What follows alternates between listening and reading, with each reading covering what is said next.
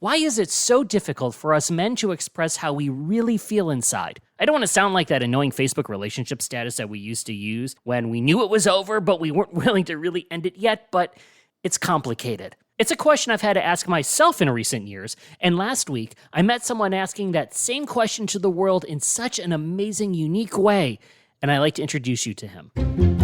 Hi, I'm Matt Hayes, and this is episode number 2 of Meet a Stranger.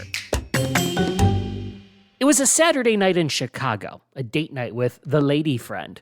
She surprised me with tickets to this cool event called So Far Sounds, where you show up at a secret, intimate location for a live performance from acts you might not have seen before. It's such a clever idea. But act number 2 is the one that totally blew me away. A lone gentleman walks up to the stage, just him and the microphone.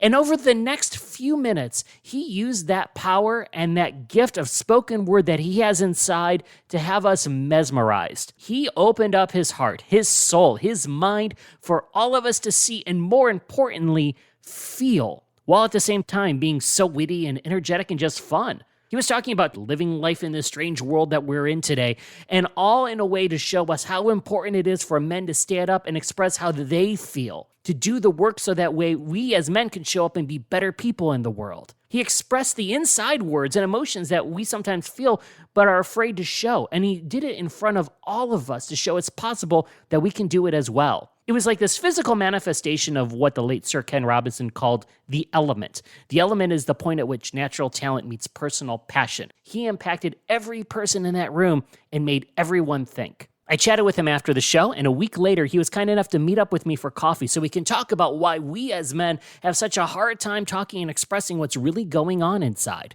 Take a listen. So why do you think it's difficult for men to express how they really feel in situations? I think it is somewhat conditioning, just from a standpoint of when we're young to adulthood. I know I personally wasn't really encouraged to express outward. More so how I learned was to rechannel things, but never to really talk about them. It was always, if you're angry, you can go express that in some kind of way, or you can go work it off, or you go clear your mind in some other type of way, but it wasn't really coming forth about the internal feeling of what was going on. What have you learned as an adult how to be able to do that now? One, can I curse?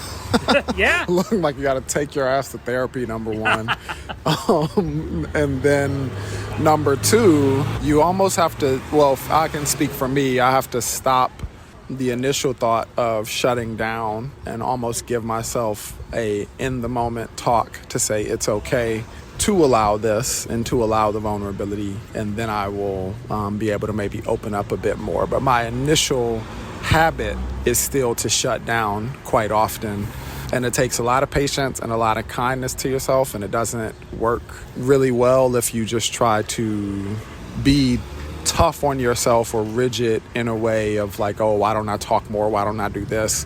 The shame is never really going to help that process. It has to come from a place of kindness, gentleness, lovingness for yourself of maybe I was protecting myself in this way earlier in life, and this is a new thing and it feels scary, but it is okay and it's actually better.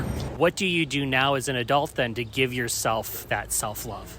Man, I have an entire process for the morning, for the middle of the day, and for the end of the day. All right. To the extent where, no joke, I'm literally holding in my hand a series of things that I either read and reflect on every single morning, which is part of my routine to kind of reinforce like self-love, internal compassion, because I wasn't giving myself support. And then I would get burned out, I would get exhausted, I'd get irritable. You end up showing up not as the best version of yourself and just showing up in pretty much an activated state. Would you share something off those pieces of paper, that a line in here that might resonate with you more than the rest of them?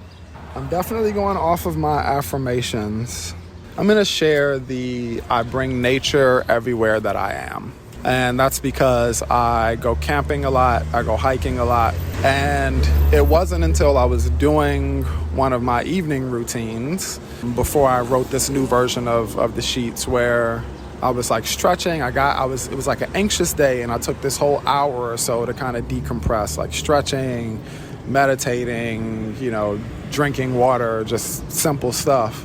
And it wasn't until I sat still for long enough and I did a reflection meditation where I was like, well, when have I felt like this before? And it stood out to me that I feel that way when I'm in nature and when I'm in peaceful environments. So that line is one of my personal kind of gems that I hold on to, is that I can always bring myself back to a place of that peace and that calm, even if I'm not physically there. I love that. One more question. We were talking about how men have a hard time expressing themselves and feeling. Yeah. What's something that you have always wanted to say to somebody or a group of people that you have never vocalized verbally in the world? Never. That's a good one. Oh.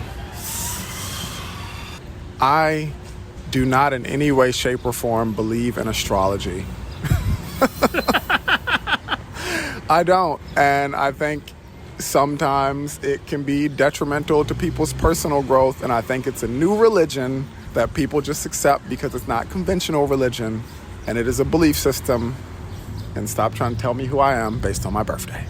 It's weird, man. It happens on like dating app. It happens on like in just all these environments, people imposing stuff on you. And I wouldn't have an issue if it's just, people believing or doing what they do. But when it starts to be imposed to a point where there's a bunch of prejudgment off of something, it's like no different to me than being, prejudged for color of my skin or, sexuality or something. So there it is.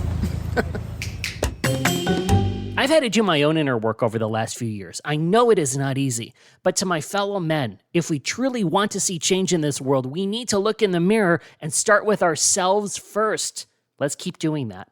Thank you to stranger number 2 for being authentically you. Keep going. Share that story. Inspire others. Oh, and go buy that plane ticket. Thanks for taking time to meet a stranger today. You can find us on all those big evil social media channels at Go Meet a Stranger. I'm Matt Hayes. The next time you're in line somewhere, take a second and meet a stranger. You'll never know what you'll learn. Why is it